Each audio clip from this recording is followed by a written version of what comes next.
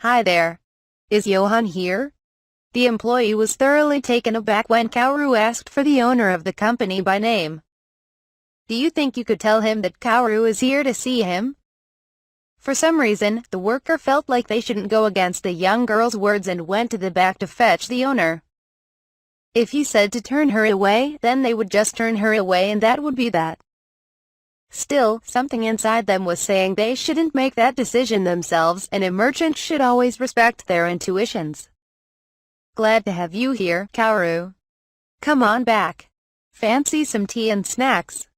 Good, he's still talking normally with me. Phew. The worker who showed me in seemed pretty relieved about something. If I had to guess, it was almost like they were glad their intuition was right on the money. I've got your dress, shoes, and everything else you'll need already for you. Is it almost time to put him to good use? Nice one, Johan. You've got some good intuition on ya. I'll be attending a Viscount's party 9 days from now, so I was hoping you could let me change outfits here before I go. I'd also like to request a carriage, if that would be alright. Just leave it to me. This sounds like it'll be fun, so I think I'll tag along as well, but in a different carriage of course. I'll be sure to pretend like I don't know you. Seriously? But what about an invitation? Just who exactly do you think you're talking to? I'm the owner of a vast trading corporation who also happens to have a daughter at the perfect age to look for suitors. It's only a matter of time before they send one our way. And even if they don't take the initiative, all I have to do is say that we wish to attend and they'll send one of their stewards rushing our way to get us one. My daughter was completely healed by the angel the goddess sent after all. This could be a good chance to get back into mingling with high society. If we're talking about a party in 9 days, it must be that birthday bash at the Lyodart household, am I right?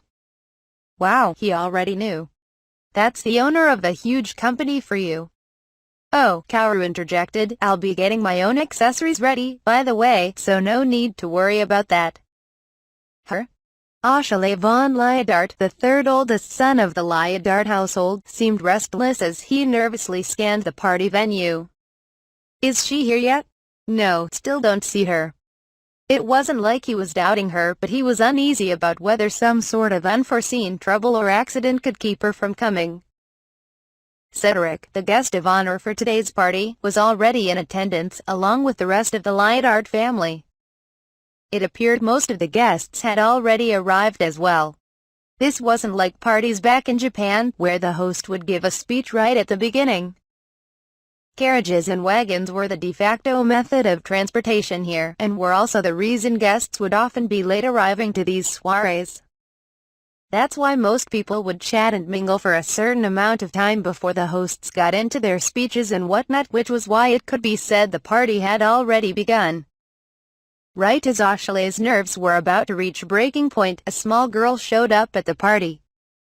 Viscount Lyodart was suddenly made aware that the conversations he'd been hearing around him had died out and the party had gone completely silent. Did something happen? Not only was this a party for his oldest son, but a chance for him to find a suitable partner for himself. He couldn't let someone come in and rain on their parade. The Viscount turned his gaze to look where all the stupefied guests were focused, finding the source of the commotion to be a 12-year-old girl. She had glossy black hair that came down to her shoulders, and a face that was quite pleasing on the eyes. The look in her own eyes was a bit sharp, but that showed how strong her will was as an aristocrat. And that outfit! Words couldn't describe the beauty of that pure white dress that adorned her figure. It was enough to make anyone think she was a member of royalty, and that wasn't even mentioning the jewels on her necklace and hair ornaments. Just how much could something like that be worth? No, it wasn't a simple matter of price here. There were just some things in this world that one couldn't buy, no matter how much money they managed to save, and it looked like that could perfectly describe the various accessories she wore. She was still a young girl, not quite of age yet, but that only meant it was a matter of waiting a few years. She had the type of beautiful, graceful figure that would make anyone more than happy to watch her mature from as close as they could get. Her eyes seemed to reveal how intelligent and sadistic, strong-willed she was, and who knew how many hundreds of gold coins her jewelry cost. What family does she belong to? Or is she a princess from some country attending undercover? Those eyes definitely make her seem like she would let out a high-pitched, derisive laugh someone of that stature would let out. The party stayed dead silent. Everyone watched as the girl walked directly toward where Viscount Lyodard and Cedric were seated, then took a right and headed for the food corner. The Viscount's head dropped in pure shock. She'd just blown right past them all. Everyone's heart stopped all at once when they saw her begin happily and haphazardly piling food onto her plate. Her dress is going to get dirty. Several maids practically flew over to her, taking the plate away from the girl and asking what she wanted so they could get it for her. Taking the now full plate back, the girl looked like she was in heaven as she dug into the food. Sound finally returned to the once quiet party, and a swarm of boys had formed around her, ready to try and talk to the girl. However, it was basic manners not to talk with someone who was holding a plate of food, and none of them were able to approach as she showed no signs of stopping her personal all-you-can-eat buffet. And boy did the girl just keep on eating. The group of men were restless and fidgeting, each one ready to fight for the chance to talk with her first. The girl glanced over toward the men, then finally set her plate down on the table. And now's our chance. Right when the boys scrambled at the chance to be the first one to talk with her. Thanks for inviting me, Ashley, the girl announced with a smile, staring straight at the third oldest son of the Lyodard household. Kaoru, Ashley barely managed to reply, his mouth agape. What's going on here? That girl knows Ashley somehow? But even though I'm curious, I can't just butt into the conversation. I have to fulfill my duty as host of the party. Viscount Lyodard suppressed his urge to rush over to his son and begin interrogating the boy for all the details. Cedric was dying to know what was going on as well, but he was stuck in the same position as his father and couldn't leave his seat at the host's table.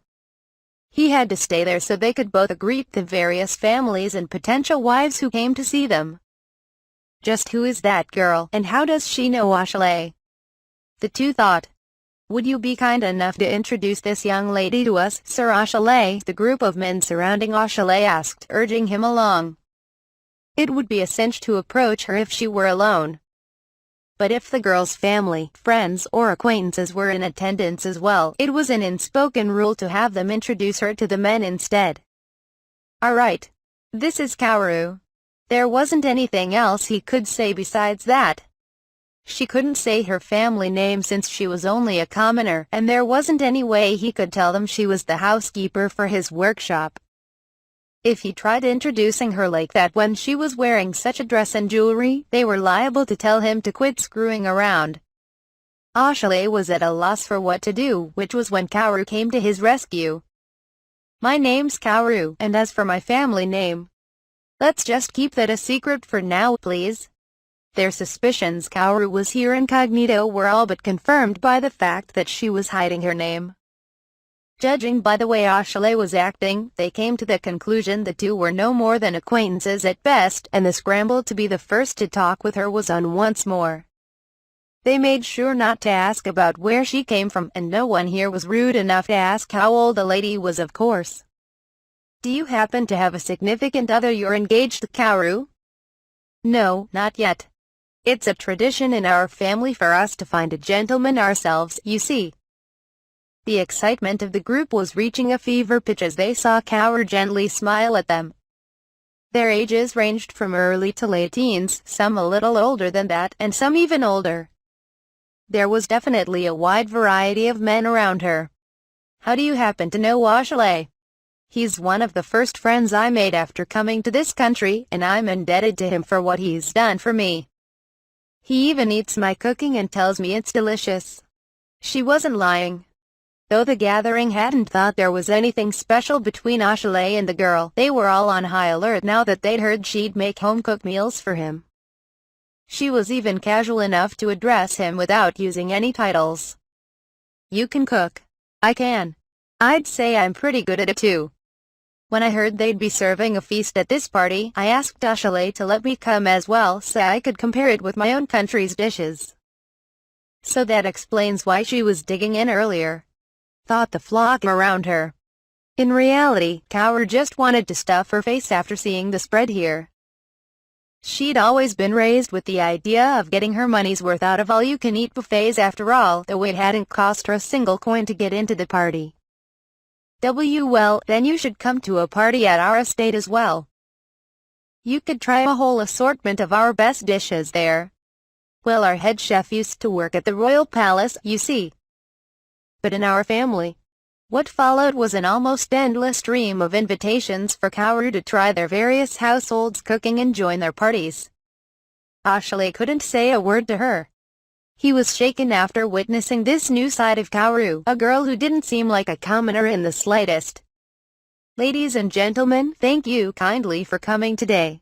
Viscount Lyotart's voice echoed throughout the party venue, signaling it was time to begin formal introductions. The group surrounding Kaoru couldn't just ignore this, so they scattered and headed toward the front. After thanking the guests for taking time out of their schedules to come to the party, the Viscount touched upon some of the recent happenings in the kingdom before finally introducing the main focus of the occasion, Cedric.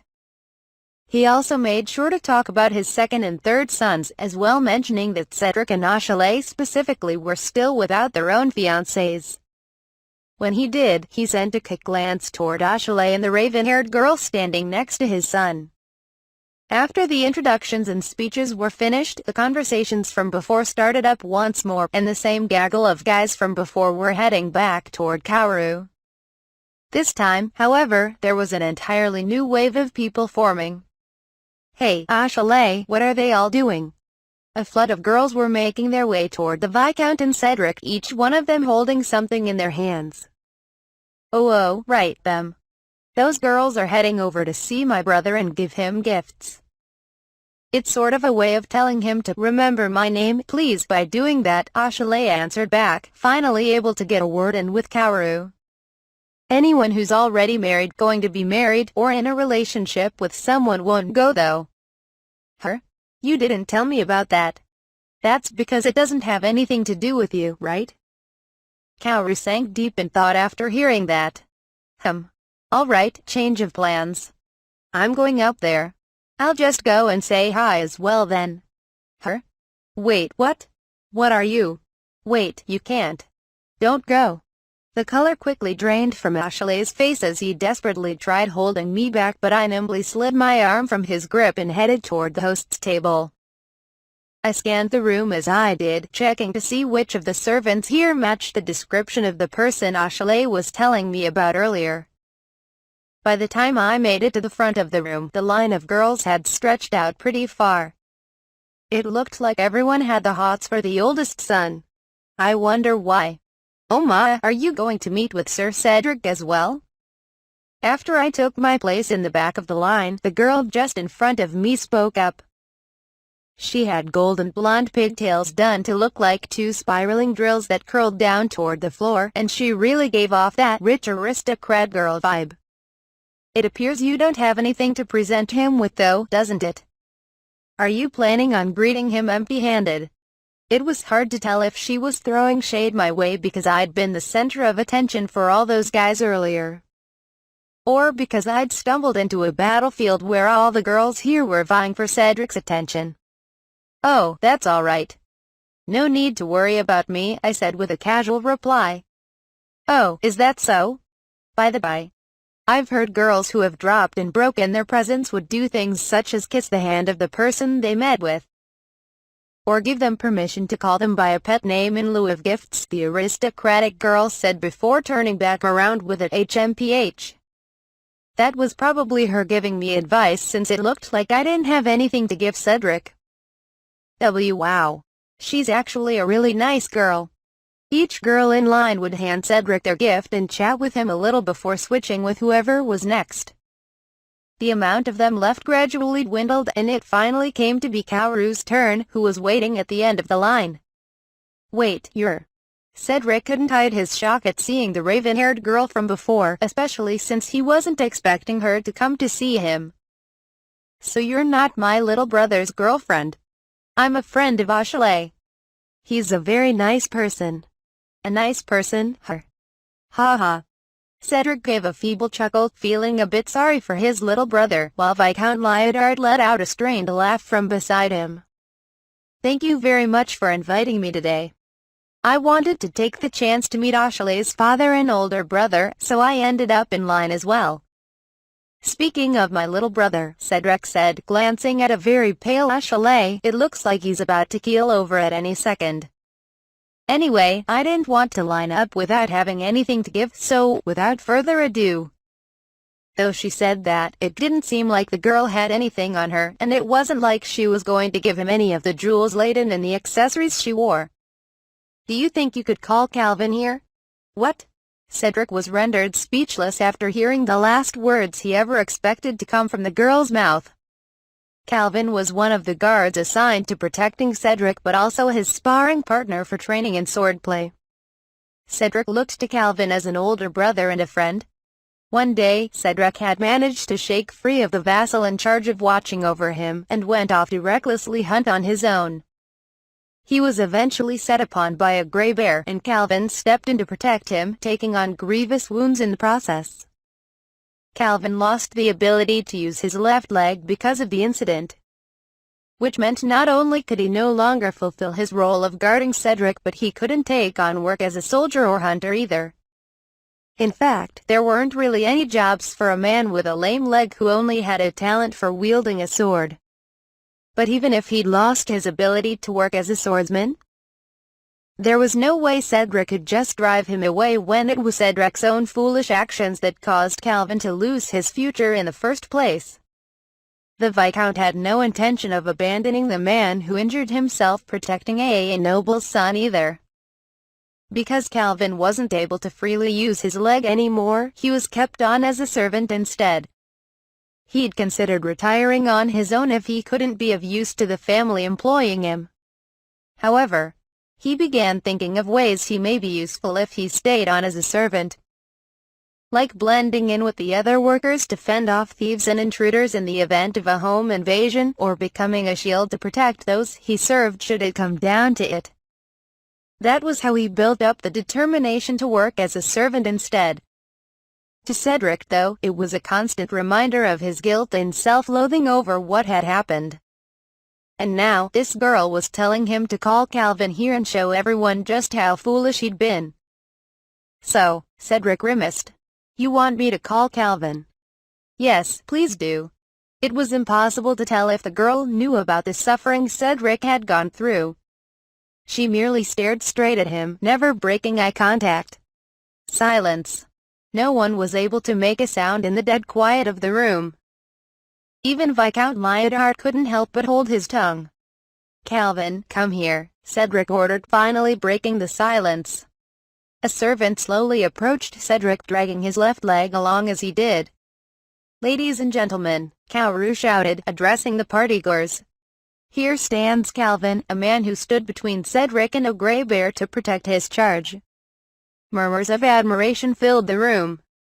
There weren't any nobles who hadn't heard the story of how Prince Roland used his body as a shield to save his little brother, the now current king. Hearing of someone who did essentially the same thing deserved their respect and commendation.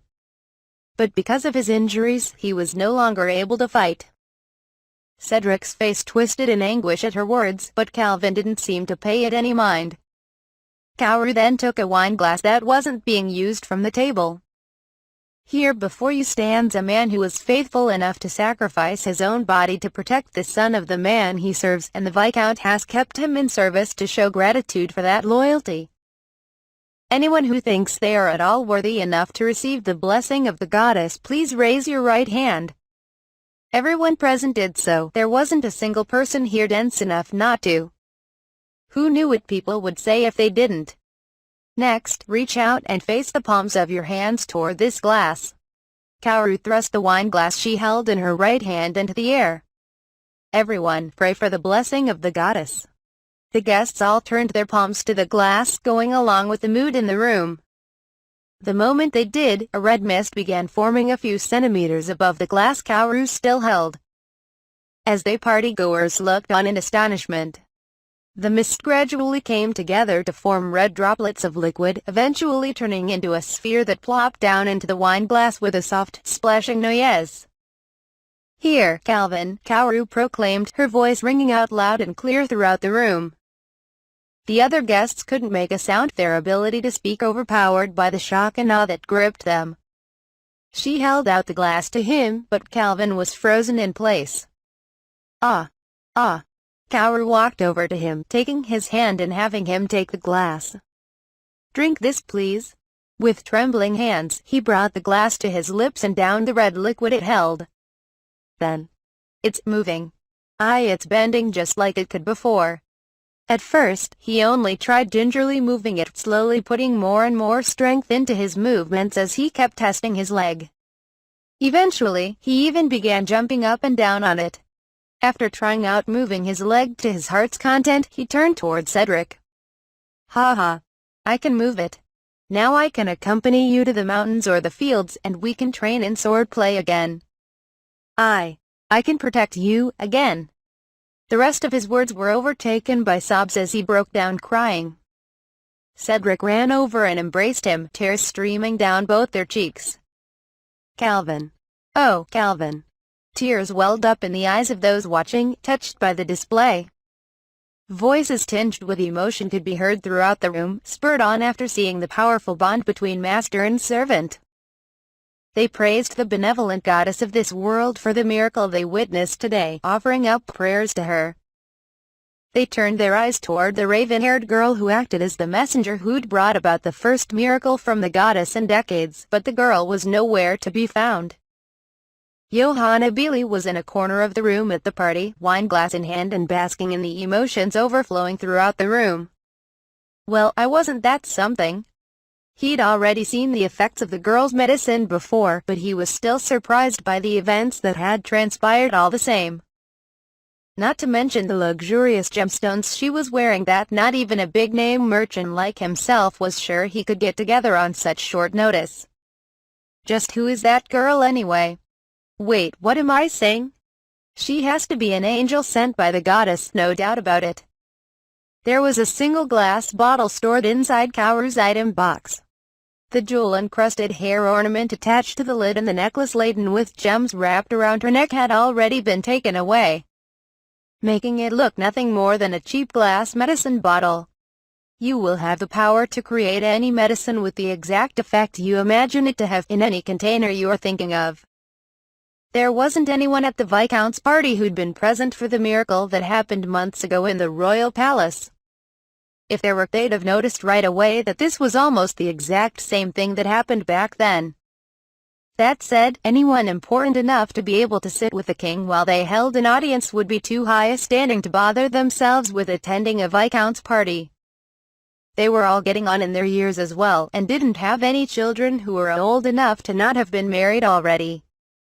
On top of that, after he'd been blessed with the miraculous tears of the goddess, Prince Roland had asked the temples and other aristocrats not to pry into the Knight Francet and the other members of the Adon fam. who had spoken with the goddess. This strict regulation over the information meant there were very few who knew about the miracle that had taken place. For something like this, however, it was only a matter of time before word reached the palace, the temples, and, eventually, all the citizens of the country, commoners and aristocrats alike. Ashale was slowly creeping his way to the door, taking care to make sure no one noticed him.